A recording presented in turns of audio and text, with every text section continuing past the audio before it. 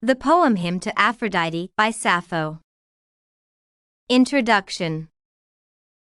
Any literary work is a reflection of what is happening in the society.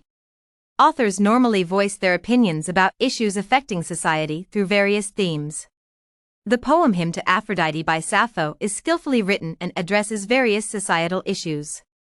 The poem explores relevant themes, which makes it appealing to readers on the themes of love, war, and supernatural power. These themes are closely linked together through analysis of Martin Litchfield West's translation. Thus, this reflective treatise analyses the poem by Sappho, focusing on the significance of the era of composition and the bigger picture intended by the poet. Critical analysis. The poem, Hymn to Aphrodite, refers to a piece drafted by Sappho. The poem was composed several centuries back.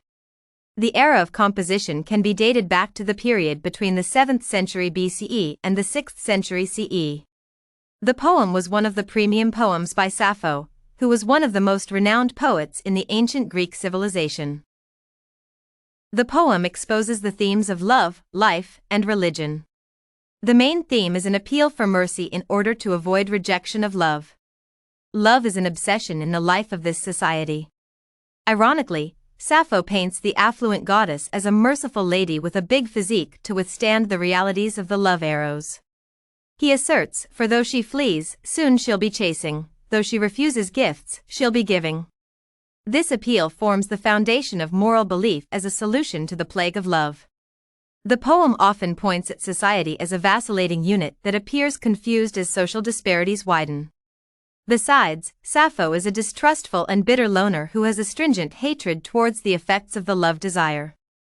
To affirm the bad feeling, his poetry adopts a somber mood in displaying loyalty to the goddess as the best revenge against abnormal circumstances that knock indiscriminately in the direction of anyone seeking romance.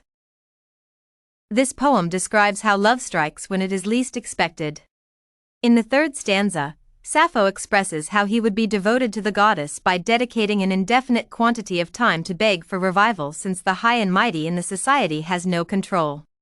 He asserts, scheming daughter of Zeus, I pray you, with pain and sickness, queen, crush not my heart, but come if ever in the past you. Sappho would use much time to esteem every organ of his body towards romantic endeavors. The goddess' denial to conform to Sappho's request would daunt him and even kill his manhood. Sappho recalls how short a person's life is in the second verse.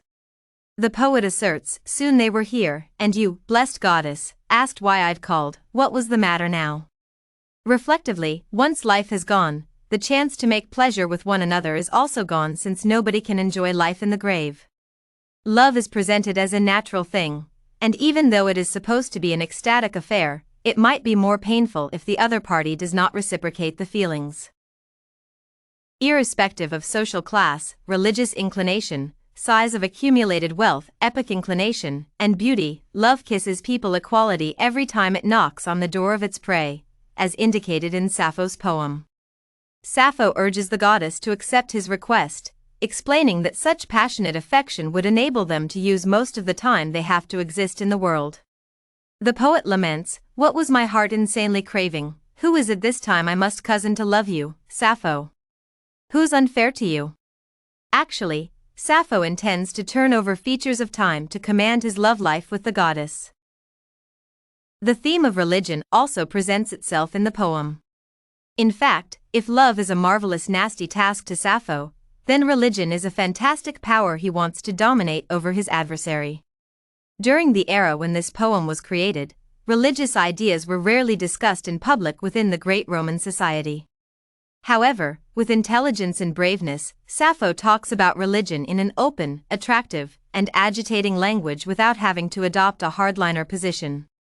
Using colorful language, the poet adopts the best praise words to refer to the goddess, who has struck his heart with her beauty.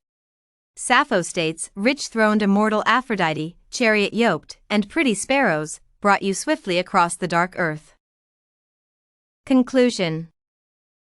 The poet was a humorous narrator who built an interesting and amusing poem delving into the thin line between love and power. The unique language used in this poem is difficult to understand and interpret. The traditional Greek language makes this poem difficult to understand. The author uses satire, metaphor, and imagery to add taste to a rather somber topic within the complex language. However, the translation by West gives the poem a flow.